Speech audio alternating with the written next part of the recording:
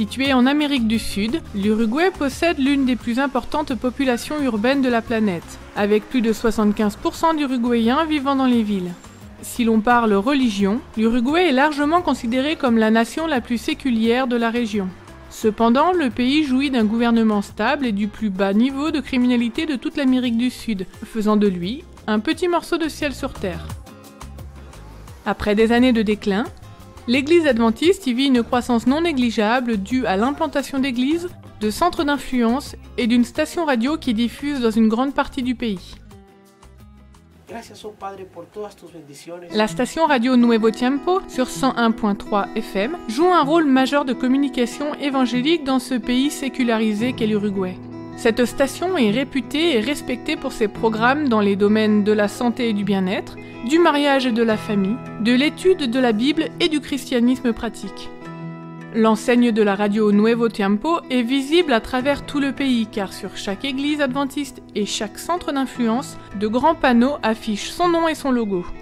Le lien qui existe entre l'église adventiste et la station radio a eu un impact positif sur la fréquentation des églises et le nombre de baptêmes.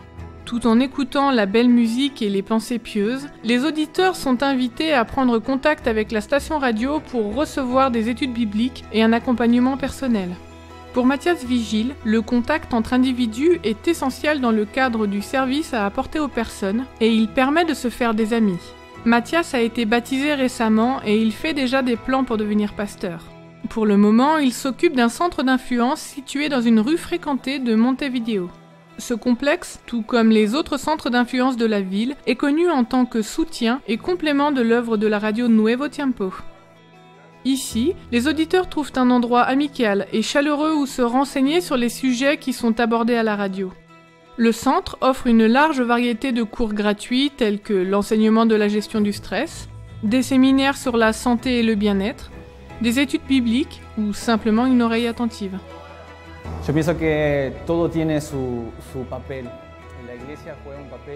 Je pense que c'est un endroit où tout peut se passer. L'Église a un rôle important à jouer auprès de ceux qui entrent en contact avec ses membres. Mais certaines personnes, dès qu'elles voient le mot « Église », s'en détournent rapidement. Et cependant, elles ont aussi des besoins, et nous souhaitons entrer en contact avec elles pour leur parler de l'espérance du salut. Pour ce genre de personnes, un centre tel que celui-ci est parfait. Parfait pour entrer en contact avec ceux qui ont des préjugés contre la religion, qui fuient le cérémoniel et une structure rigide.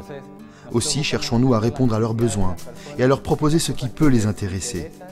Ils deviennent nos amis et nous pouvons leur montrer ce qu'est l'amour de Dieu.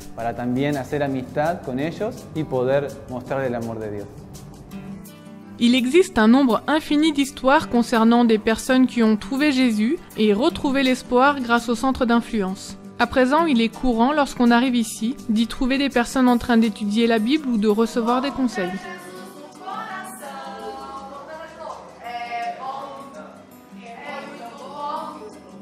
Ce soir, des amis de ce centre apprennent à parler portugais, car l'Uruguay jouxte la partie sud du Brésil, pays de langue portugaise.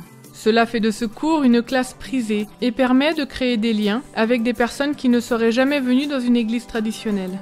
Certaines de ces personnes ont déjà étudié la Bible, aussi peuvent-elles créer des liens positifs avec de nouveaux visiteurs.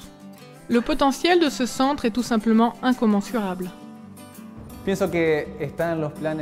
Je pense qu'ouvrir des centres d'influence est en accord avec les plans de Dieu. Ellen White s'exprime clairement à ce sujet, disant qu'il est important d'aller à la rencontre des personnes qui n'entreraient pas dans une église.